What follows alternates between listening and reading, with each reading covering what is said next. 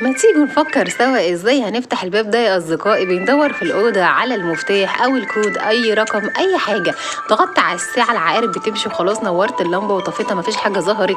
دوست على الشباك، فتحت الدرج ما لقيتش فيه حاجه. ضغطت على كل حاجه بس لقيت على الترابيزه زي ما انتم شايفين عدسه كده زرقاء، ولقيت هناك تلسكوب كده. فقلت لما نجرب نركب دي على دي، وطلع فعلا تخميني صح. لما حركت العدسه كده ظهر لي رقم يا جماعه، اللي هو بصوا خدتوا بالكم كل ما احرك مفيش اي ارقام بتظهر غيره، اللي هو 11 3 8. تمام، فخلاص اكيد هيكون هو ده الكود. قعدت ادور على المكان اللي ادخل فيه الكود، ضغطت على الشنطه ظهر لي، فدخلت الرقم 11 3 8 زي ما انتم شايفين. وهنضغط على السهم الاخضر اللي موجود دوت عشان يدخل الكود ويفتح الباب 11 3 8.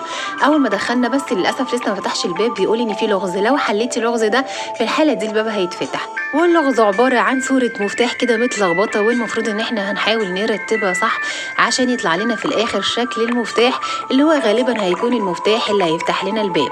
انا هنا حاولت ارتب، وطبعا اي مفتاح الحلقه المدوره بتكون هي بدايته، فانا هحاول انزل الحلقه المدوره دي تحت زي ما انتم شايفين كده. والبتاع اللي عامله زي حرف الاي، السنون يعني بتاعه المفتاح المفروض تبقى في الطرف، فاحاول اخليها اطلعها هي فوق. وانا خلاص كده قربت اكمل شكل المفتاح يا جماعه. وبكده هيتفتح الباب يا جماعه زي ما انتم شايفين. لو تعجبكم العابنا وفيديوهاتنا ما تنسوش الاشتراك في القناه وتدعمونا باللايك، عايزه اكبر بيكم. واستنوني فيديو تاني جديد بمستوى جديد. ودلوقتي اقول لكم يلا سلام، باي باي.